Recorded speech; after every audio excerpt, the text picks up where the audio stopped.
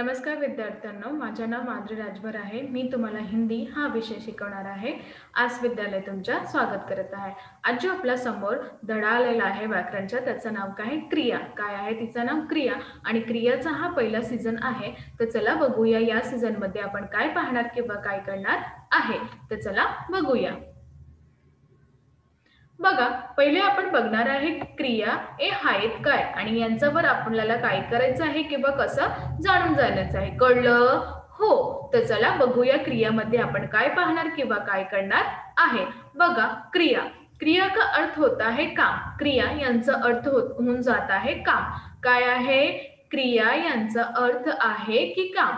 काम या तो होता है अथवा किया जाता है. कार्य हे असतात किंवा आपण करून जात आहे. तर याप्रमाणे क्रिया काय आहे, त्यांचा अर्थ काय आहे? काम. यामध्ये काय दिलेले आहे की काम या तो होऊन जात आहे किंवा करून जात आहे. कळलं? हो. तर चला अजून काय आहे बघूया. बघा, जसे ड्रायव्हर ट्रक चला रहा है. जसे काय आहेत की ड्रायव्हर जे आहेत ते काय चालत आहेत, चालक काय करणार आहे, ट्रक चालवणार आहे. तर चला रहा है हा एक क्रिया आहे. दुसरा, अध्यापक कक्षा में पढ़ाते हैं. दुसरा काय आहे, जे अध्यापक आहे ते कक्षा म्हणजे विद्यालयचे जे खोडी आहे किंवा जे कक्षा त्यामध्ये आपल्याला वाचन करायचं आहे किंवा वाचन करतो. तर याप्रमाणे इथे तुम्ही बघणार की पढ़ाते हैं म्हणजे शिकवतात. तर याप्रमाणे इथे दुसरा, चिडिया पेड़ पर बैठी है. चिडिया हा वृक्षवर बसली आहे. तर बसण्याचा हा जे क्रिया आहे ते पण एक क्रिया आहे किंवा कार्य आहे. तर याप्रमाणे चिडिया पेड़ पर बैठी है. आता आपण पाहणार बघा, निम्नलिखित वाक्य को पढ़िए और अर्धरेखित किए गए शब्दों को ध्यानपूर्वक देखिए. निम्नलिखित वाक्य जे दिलेले आहे त्यांना तुम्ही नीट प्रमाणे वाचन करून घ्या आणि त्यांचं अर्धरेखित जे दिलेले आहे त्या शब्दाला ध्यानपूर्वक बघून घ्या. ये सभी शब्द वाक्यों में काम के करने या होने का बोध करा रहे हैं. हा सगळं जे शब्द दिलेला आहे त्या वाक्यात काही काम केलेले आहे किंवा करून जात आहे यांचा बोध करत आहे. बघा, पहिला, शिक्षिका कविता सुनारी आहे. शिक्षिका जे आहे ते कविता आपल्याला ऐकणार आहे म्हणजे बोलत आहे. तर याप्रमाणे सुना रही है हा जे कार्य आहे ते पण कार्य करत आहे. दुसरा, बच्चा खेळ रहा है. बच्चा खेळत म्हणजे मुलं खेळत आहे. तर याप्रमाणे खेळणार हा पण एक क्रिया आहे. तिसरा, तेनाली रमन बहुत बड़े विद्वान थे. म्हणजे तेनाली रमन हा खूपच प्रसिद्ध विद्वान होता. तर विद्यमान थे, तर याप्रमाणे जेव्हा हा सगळं कार्य करतात तेव्हाही विद्यमान झाले ना, तर याप्रमाणे. चौथा, रमेश पुस्तक पढ़ रहा है. रमेश हा पुस्तक वाचन करत आहे. तर वाचन हा पण एक क्रियाही आहे. इथे बघा, य एक तोता आहे, हा एक तोता आहे. तर याप्रमाणे आपल्याला क्रिया काय आहे हे कळलं? हो. तर चला अजून बघूया. बघा, आता नीट प्रमाणे ऐकून घ्या. हो बघा, आपने ध्यान दिया होगा कि ऊपर दिए गए पहले, दूसरे और चौथे वाक्य में सुनाने, खेलने और पढ़ने के लिए कार्य किया जा रहा है. नीट प्रमाणे ऐकून घ्या. तुम्ही ध्यान दिलेला होता की वरती जे शब्द दिले आहे त्यामध्ये पहिला, दुसरा किंवा चौथा हा जे वाक्य दिले आहे त्यामध्ये सुनाने म्हणजे ऐकणे, खेळणे आणि वाचन करता हा कार्य दिलेले आहे. जबकि ज्यानंतर तिसरा किंवा पाचवा, कोणता? तिसरा किंवा पाचव्या वाक्यात थे और हे, कोणता आहे? थे किंवा हे, हे शब्दातून कार्य होण्याचा संकेत मिळ रहा है. हा शब्द जे दिले आहे त्यातून आपल्याला असा संकेत भेटत आहे की ते कार्य करत आहे. इसलिए या प्रमाणात ऐसे सभी शब्द जो काम के होने अथवा करने का बोध कराते हैं. असा सगळं शब्द जे काम करत आहे किंवा होण्याचा बोध करून देत आहे त्यांना आपण क्रिया असंही म्हणतो. कळलं? त्यांना पण आपण क्रिया असंही म्हणतो. किसी काम के करने अथवा होने के बोध कराने वाले पदों को क्रिया कहते हैं. कोणतंही काम करायचं अथवा होऊन जात आहे त्यांचा बोधांना आपल्याला क्रिया असंही म्हणतो. आता आपण पाहणार आहे क्रिया यांची परिभाषा. बघा, क्रिया की परिभाषा से स्पष्ट है कि क्रियाओं को दो वर्गों में बांटा जाता है. क्रिया यांची परिभाषातून स्पष्ट केलेले आहे की क्रिया यांना दोन वर्गातून वाटलेला आहे. कोणता? दोन वर्गातून वाटलेला आहे. कोणता आहे बघा, करना म्हणजे कार्यवाची, करना म्हणजे कार्यवाची आणि दुसरं जे आहे होना म्हणजे अस्तित्ववाची. जसे खाना, खेलना, पढ़ना, सोना, देना. कार्यवाची हा कोणत्या कार्यवाची आहे? नीट प्रमाणे ऐकून घ्या. खाना खेळणं म्हणजे जेवण, खेळणं, अभ्यास करणं, सोना म्हणजे झोपले, हा सगळं कार्यवाची आहेत. अस्तित्वाची आधी. अच्छा, धातु। क्रिया के मूल रूप को धातु कहते हैं। क्रिया यांचा मूल रूपाला काय म्हणतो आपण? धातु असंही म्हणतात। क्रिया के विविध रूप किसी न किसी धातु से ही बनते। क्रिया यांचं विविध रूप कोणता धातूला बनवत जाते। चला बघूया। बघा, आता आपण पाहणार आहे क्रिया यांचा भेद। काय पाहणार आहे? क्रिया यांचा भेद पाहणार आहे। तर चला बघूया। निम्नलिखित वाक्यों को पढ़िए और क्रियापदों को अंतर को ध्यान से देखिए। निम्नलिखित आपण जे वाक्य दिलेले आहे त्या क्रियापदाला वाचन करा आणि त्यांचं अंतर तुम्ही नीटप्रमाणे ऐकून घ्या। जसे पहिला, रमेशने खाना खाया, रमेशने जेवण केले। दुसरा, सुमित खेळ रहा है, दुसरा काय? सुमित खेळत आहे। तिसरा, अतुल ने वंदना से पुस्तक ली, अतुल यांनी वंदना यात समोर पुस्तक घेतलेली आहे। तर बघा, उपयुक्त पहले वाक्य में खाया क्रिया का कर्ता रमेश है। उपयुक्त जे वाक्य दिलेले आहे त्यांना जेवण क्रिया आणि कर्ता रमेश आहे। और खाना कर्म है, अजून खाना जे आहे ते कर्म आहे, म्हणजे जेवण कोणतं आहे? कर्म आहे। दुसरे वाक्य में खेळ रहा है, दुसऱ्या वाक्यात खेळत आहे। क्रिया का कर्ता सुमित है आणि क्रियाचा कर्ता कोण आहे? सुमित आहे। पर इस वाक्य में कोई कर्म नहीं है, परंतु या वाक्यात कोणताही कर्म नाही आहे। तिसरे वाक्य में दी क्रिया का कर्ता अतुल है आणि तिसऱ्या वाक्यात जे दिले आहे त्यातून क्रियाचा कर्ता काय आहे? अतुल आहे। किंतु कर्म दोन है, किंतु कर्म किती आहे? दोन आहे। प्रथम कर्म वंदना आहे आणि तुम्ही पाहणार की प्रथम काय आहे? कर्म वंदना आहे। और द्वितीय कर्म पुस्तक है आणि द्वितीय कोणता आहे? कर्म पुस्तक आहे। अतः इन तीनों वाक्यों में, अतः या तीनही वाक्यात के निम्नलिखित तीन रूप देखे जा सकते हैं। निम्नलिखित तीन रूपात आपण बघून जात आहे, जिन्हें क्रिया के भेद कहते हैं, ज्यांना आपण क्रिया यांचा भेद म्हणतो। जसे पहिला कोणता आहे? सकर्मक क्रिया, दुसरा कोणता आहे? अकर्मक क्रिया आणि तिसरा आहे तुमच्या द्विकर्मक क्रिया। कळलं? क्रियाचे किती भेद आहे? तीन, सकर्मक क्रिया, अकर्मक क्रिया आणि दुसरं जे आहे द्विकर्मक क्रिया। कळलं? तर अजून काय आहे बघून घ्या। बता, चला पहिला आपण पाहणार आहे सकर्मक क्रिया। काय पाहणार आहे? सकर्मक क्रिया। बघा, जिन क्रियाओं में कर्म उपस्थित रहता है उन्हें सकर्मक क्रिया कहते हैं। ज्या क्रियातून आपल्याला कर्म उपस्थित होऊन जात आहे त्यांना आपण सकर्मक क्रिया असंही म्हणतो। बघा, पहिला, आकाश ने चित्र बनाया, कोणी चित्र बनवला? आकाश यांनी चित्र बनवला। दुसरा, मैंने पुस्तक पढ़ी, कोणी पुस्तक पढ़ी? मीने, तर पढ़ना हा एक कर्म आहे। तिसरा, तुमने पानी पिया, तर पिया हा एक कर्म आहे। चौथा, निशांत ने दीपक को बुलाया, निशांत यांनी कोणाला बोलवले? दीपक यांनी बोलवलं, तर याप्रमाणे बुलाया।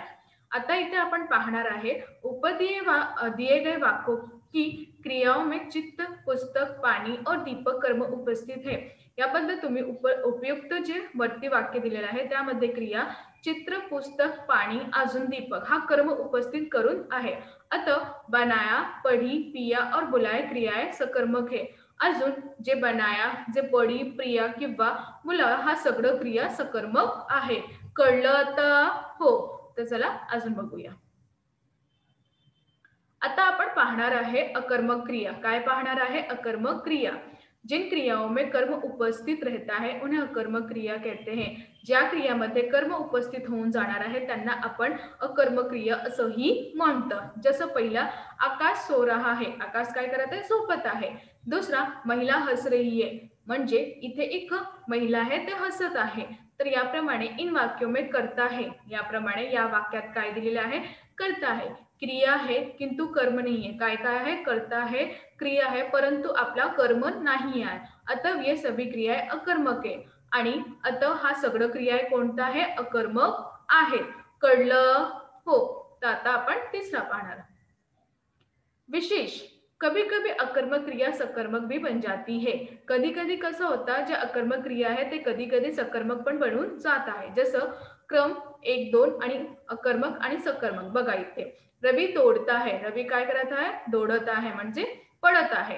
रवि एक दौड़ दौड़ता है, रवि हा एक दौड़ दौड़त आहे। तर याप्रमाणे दुसरा बघा, सैनिक लढता है, सैनिक काय करत आहे? लढत आहे। सैनिक लढाई लढता आहे, तर याप्रमाणे युद्ध केलेलं आहे किंवा युद्ध करत, तर याप्रमाणे वेगळ्या वेगळ्या काय आहे बघून घ्या। इथे बघा विशेष सकर्मक तथा अकर्मक, सकर्मक किंतु अकर्मक क्रिया यांची पहचान, यांची काय आहे पहचान। बघा मूल क्रिया से क्या किससे या किस को लगाकर प्रश्न पूछे जाने पर मूल क्रियातून कोणा कोणाला किंवा कोणी कोणाला हा लावून प्रश्न विचारून जात आहे, यही उत्तर कहीं छिपा हुआ होने पर भी मिल जाए तो क्रिया सकर्मक होगी। आणि इथेही उत्तर जे लपून आलेलं आहे ते आपल्याला भेटणार आहे, तर यांना आपण क्रिया सकर्मक क्रिया असंही म्हणतात। और यदि उत्तर ना मिले तो अकर्मक, आणि जेव्हा आपल्याला उत्तर नाही भेटत आहे ते अकर्मक झालेला आहे। कळलं हो। जसे राजेश वीणा बजाता है, जसे काय आहे राजेश जे आहे वीणा बजवत आहे।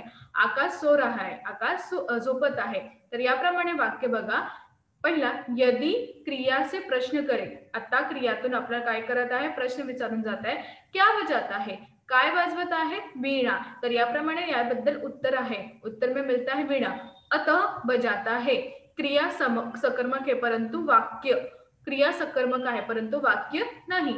मैं क्या सो रहा है, आता आपण मी प्रश्न विचारते मी का झोपत आहे, तर प्रश्न करने पर कोई उत्तर नहीं होता, कारण की यांना जब आपण प्रश्न विचारत आहे तर काही उत्तर आहेत का नाही। तर याप्रमाणे सो रहा है क्रिया अकर्मक आहे, याबद्दल जे झोपत आहे यांची क्रिया कसं आहे अकर्मक आहे। कळलं हो। तर चला अजून बघूया।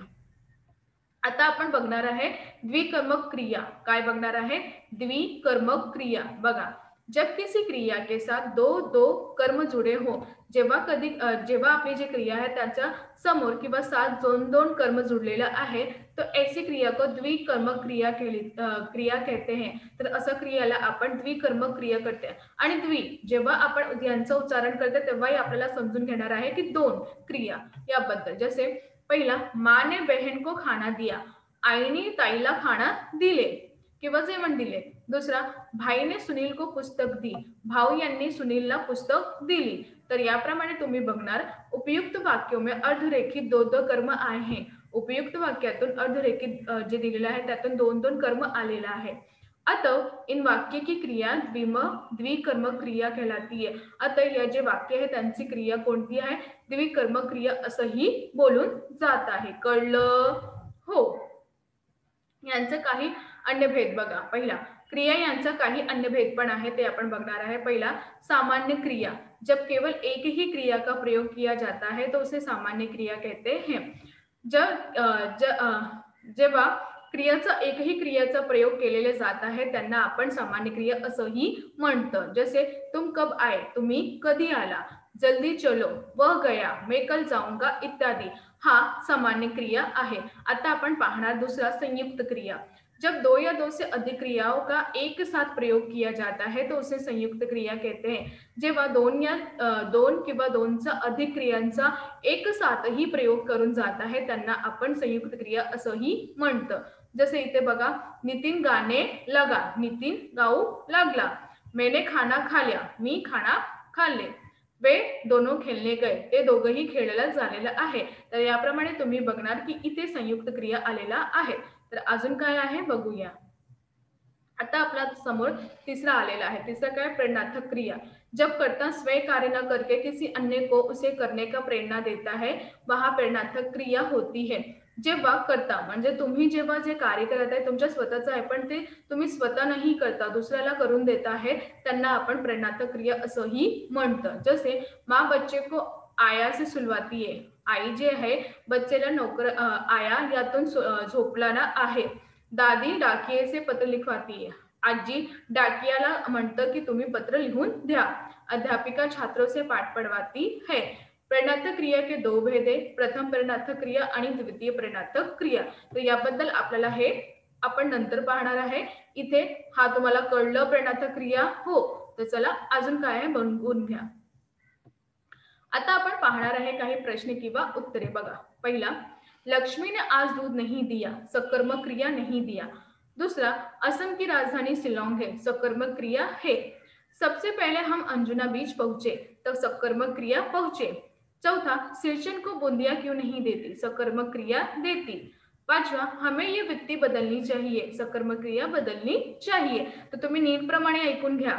सहावा इसमें धनिकों से पूरा सहयोग मिलना चाहिए, सकर्मक क्रिया मिलना चाहिए। तर अजून आहे, बघून घ्या। दूसरा, निम्नलिखित वाक्य को संयुक्त क्रिया को पहचान कर उसे रेखांकित कीजिए। तुम्हाला संयुक्त क्रियाला पहचानायचं आणि त्यांना रेखांकित करायचं आहे। तर याप्रमाणे बघून घ्या। एक जगह खाने पर चले गए थे, संयुक्त क्रिया चले गए थे। दूसरा, सामने से एक कार आ रही थी, संयुक्त क्रिया आ रही थी। यह नदी वर्ष भर पानी से भरी रहती है, संयुक्त क्रिया भरी रहती है। नीला पानी काले पत्थरों पर पछाड़ खाता है, संयुक्त क्रिया खाता रहता है। ब्याह तक करने आए हो, संयुक्त क्रिया करने आए हो। उमा सहसा चुप हो जाती है, संयुक्त क्रिया हो जाती है। आज वह समझा की सत्य कुछ समझ के लिए निराश हो सकता है, संयुक्त क्रिया हो सकता है। तर याप्रमाणे असंही प्रश्न उत्तर देऊन झालेला आहे। तर आज आम्ही काय शिकलो, आज आम्ही शिकलो की कशाप्रमाणे अव्यय यांची परिभाषा आहे, त्यांचे प्रकार पाहिले आणि त्यांचं काही उदाहरण पण पाहिले। तर याप्रमाणे हा आपल्या ज्या भाषा आहे, हिंदी भाषा, याप्रमाणे अव्यय किती उपयुक्त आहे किंवा क्रिया, अव्ययची क्रिया किती उपयुक्त आहे किंवा क्रिया करताना आपण अव्यय कसा पाहणार आहे, हे सगळं आपण पाहिले। तर याबद्दल आपण पाहिले की क्रियांचा हा जे आपल्या जीवनात किती उपयोगी आहे किंवा भाषा याच जीवनात किती उपयोगी आहे हे आपण पाहिले। तर तुम्ही नीटप्रमाणे ऐकून घ्या आणि लिहून घ्या। कळलं? हो।